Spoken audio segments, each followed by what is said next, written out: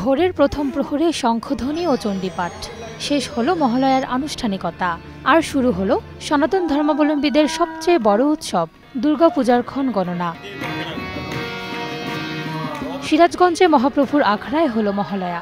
মঙ্গল প্রদীপ জ্বালিয়ে উদ্বোধন করেন অতিরিক্ত জেলা প্রশাসক।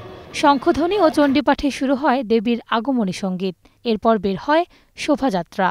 পূজা মণ্ডপের নিজস্ব স্বেচ্ছাসেবক টিম সহ আমাদের প্রশাসনের সর্বস্তরের নিরাপত্তার মাধ্যমে সর্বাত্মক সহযোগিতার মাধ্যমে এই পূজাটি আমরা সুন্দরভাবে সমাপ্ত করতে পারব। চণ্ডীপাঠ ও আগমনী সঙ্গীতে দেবীপক্ষের সূচনা ব্রাহ্মণবাড়িয়াতেও। ভোরের আলো ফোটার আগেই পূজা মণ্ডপে জড়ো হন ভক্তরা। শঙ্খ ও উলুধ্বনিতে মুখরিত হয়ে ওঠে চারপাশ। দেশের অন্যান্য জেলায়ও শান্তিপূর্ণভাবেই শেষ হয় মহালয়ার আনুষ্ঠানিকতা।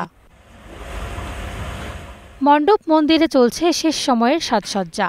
রংতুলির আঁচড়ে মাতৃরূপে ফুটে উঠেছে দেবী দুর্গা। পূজা ঘিরে নিরাপত্তা জোরদার করেছে আইনশৃঙ্খলা বাহিনী। শারদীয় দুর্গাপূজা 2025 উদযাপন উপলক্ষে বরগুনা থানা পুলিশ ইতিমধ্যেই প্রত্যেকটা মণ্ডপে খোঁজখবর নিয়েছে।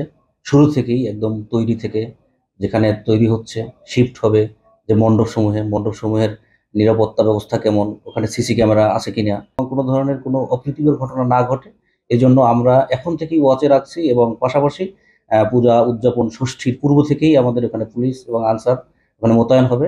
সনাতন ধর্মাবলম্বীদের বিশ্বাস, মহালয়ার মধ্য দিয়ে সূচনা হয় দেবীপক্ষের। স্বর্গ থেকে মায়ের বাড়ি পৃথিবীতে পা রাখেন দেবী দুর্গা। 28 সেপ্টেম্বর মহাষষ্ঠীর মধ্য দিয়ে শুরু হবে শারদীয় দুর্গা উৎসবের। এবার দেবী দুর্গা আসছেন হাতিতে, আর বিদায় নেবেন দোলায় চেপে, যা বিশ্বে মহামারী ও প্রাকৃতিক দুর্যোগের ইঙ্গিত দেয় বলে বিশ্বাস করেন ভক্তরা। Desk report, star news.